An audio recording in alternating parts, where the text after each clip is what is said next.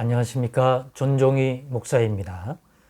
10월 14일 화요일 매일 성경 묵상입니다. 역대하 25장 1절로 13절입니다.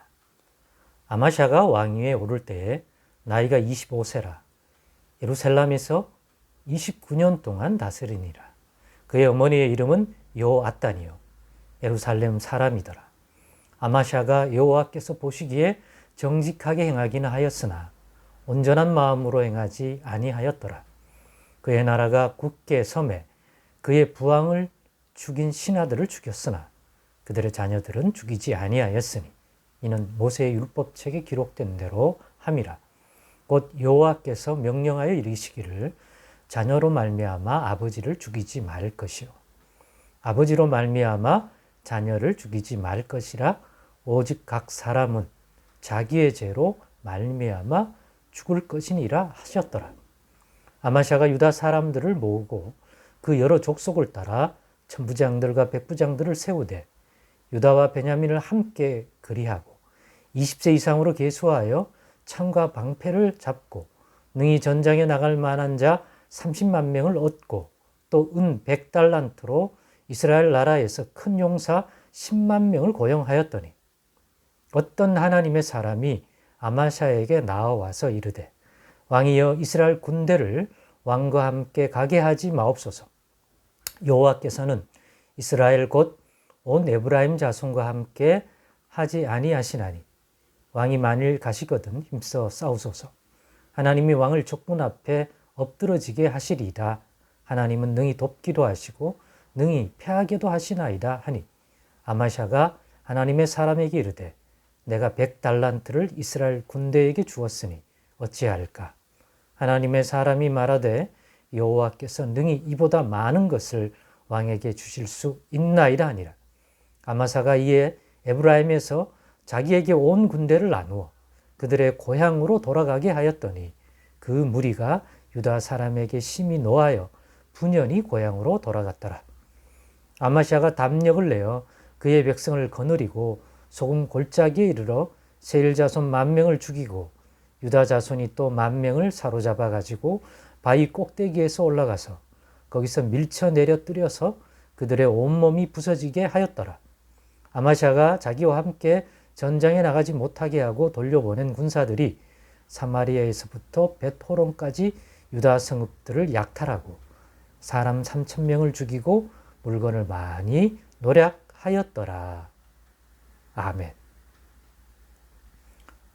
네, 오늘은 본문의 말씀을 가지고 안일함이 아닌 두렵고 떨림으로 라는 제목으로 묵상 나눔을 갖겠습니다. 안일함이 아닌 두렵고 떨림으로 하나님 앞에 살아가자는 뜻입니다. 하나님을 또 바라보자. 하나님 앞에 행하자. 이런 의미가 되겠습니다. 앞에서 우리는 요아스의 아들, 요아스 왕의 아들, 유다 왕 요아스 왕의 아들 아마샤가 왕이 된 것을 보았습니다. 그리고 오늘 본문은 그 아마샤가 통치한 유다의 모습을 소개해주는 본문이 시작되고 있습니다. 그리고 오늘 본문은 그 아마샤 왕이 될 때에 25세였는데 29년 동안 예루살렘에서 다스렸는데 초기, 그러니까 전반 후반 이렇게 나눈다면 통치의 전반부에 이 아마샤, 유다왕 아마샤의 이 통치의 모습을 그려보게 해주고 있습니다. 그리고 이어지는 다음 본문이 그 후반 아마샤 왕의 통치의 모습인데 이 두 모습이 대조적이라는 것들을 알 수 있습니다. 이런 왕이 꽤 많아요. 앞부분과 뒷부분. 최고로 그런 부분들이 뚜렷한 사람은 다름 아닌 솔로몬 왕이죠. 솔로몬 왕이 되었을 때와 그 이후에 점점 변화되는 모습이 극히 대조적인 모습을 보이듯이 왕들도 그런 모습을 보이는 경우가 많았고 특히 유다 왕들이 그러한 특징을 가진 왕들이 꽤 많다는 것을 우리는 확인하고 있고 앞으로도 확인할 수 있을 것 같습니다. 아마샤 왕의 이 전반부 또 아마샤 왕의 전체적인 평가는 어떻습니까? 오늘 본문을 시작하면서 특징이, 그래서 아마샤 왕의 특징을 보여주는 소개문이 바로 본문 2절이라고 할 수 있을 것 같아요. 아마샤가 여호와께서 보시기에 정직하게 행하기는 하였으나 그러나 온전한 마음으로 행하지는 아니하였더라가 아마샤 왕의 통치를 평가하는 그러한 해설이다. 이렇게 이해할 수 있을 것 같습니다. 긍정적인 것 같은데 어딘가 미심쩍죠. 바로 정직하게 행하였으나 하나님 보시기에 그러나 온전한 마음으로 행하지 아니하였다는 것들이 마음에 걸리게 되죠. 그 부분에서 뭔가 마귀로 틈탈 수 있고 중심이 흔들릴 수 있는 여지를 보여주는 것 같기 때문입니다. 그러나 적어도 오늘 읽은 본문에서는 아마샤가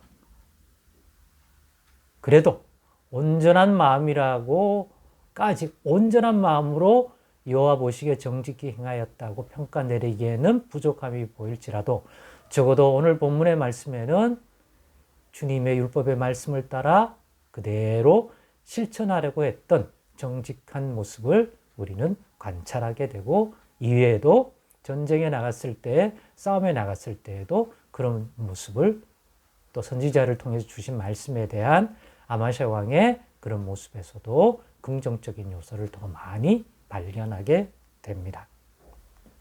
이렇게 아마샤 왕의 이 통치에 대한 평가를 보면서 안일함이 아닌 두렵고 떨림으로 하나님 앞에 행하는 자 되어야 되겠다는 그러한 교훈을 생각해 보았습니다.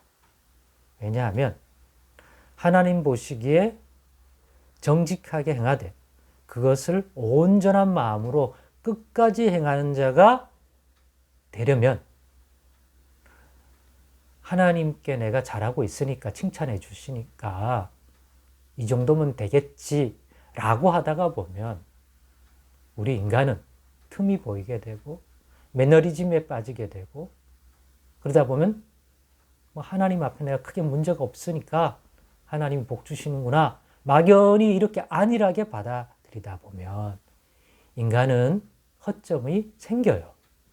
같은 게 반복되다 보면 깨어있음, 긴장감도 사라지고 그러다 보면 우리는 온전한 마음에서 미끄러지게 되기도 합니다. 그리고 갈수록 더 하나님을 경험하면서 더 온전한 모습으로 발전해야 되는데 안일하게 행하면 그런 발전이 이루어지지 않을 뿐만 아니라 오히려 퇴보하고 오히려 실족할 수밖에 없는 그러한 일이 발생할 수 있기 때문에 안일함이 아닌 두렵고 떨림으로 하나님 앞에 행함으로써 이 아마샤 왕이 정직하게 행하였으나 온전한 마음으로 행하지 못했다고 하는 이러한 평가를 극복하는 그러한 모습을 우리는 지니면 좋겠다 하는 생각 때문에 그렇게 정했습니다. 또한 둘째는 보면 전쟁하러 나갔을 때 오늘 본문에 보면 7절로부터 10절 사이에 나오는 특별히 또 8절 후반절에 보면 하나님의 선지자가 아마샤 왕한테 한 얘기 중에 이런 말이 나옵니다. 하나님은 능히 돕기도 하시고 능히 패하게도 하시나이다 라고 왕에게 알려줍니다. 그렇습니다. 우리는 하나님이 은혜 주시고 승리하게 해주면 하나님은 늘 승리만 주시는 분, 승리하고 은혜 베풀 때만 관여하는 분처럼 느낄 수 있는데 아닌 거죠. 성경에 우리 하나님은 우리에게 승리도 주시고 돕기도 하지만 우리의 잘못된 행위에 대하여 공의롭게 심판하고 책망하고 또 심하면 하나님에 의해서 패하게도 하시는 분이라는 사실입니다. 그러니 하나님은 항상 좋은 것만 주시고 그건 맞지만 그래서 철없는 아이에 편안하게 막연하게 쉽게 생각하듯 하나님을 바라봐서는 안 되겠다. 그 하나님이 우리가 어떤 모습과 상태이냐에 따라서 우리가 하는 일이 형통치 않게 만드실 수도 있고 전쟁에 나가서 패하기도 하는 근본된 손길이 되시기도 하기 때문입니다. 그러니 안일하게 말고 그런 하나님이기 때문에 더욱더 두렵고 떨림이라고 하는 경외하는 마음을 가지고 의지도 하고 의뢰도 하고 구원도 바라보고 도움의 손길도 바라볼 수 있기를 바랍니다.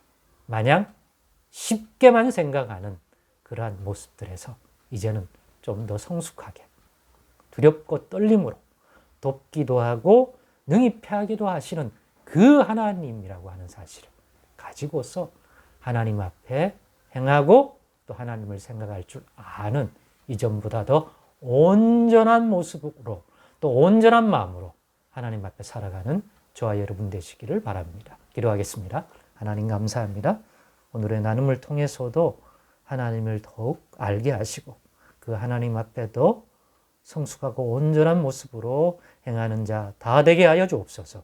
예수님의 이름으로 기도드리옵나이다. 아멘.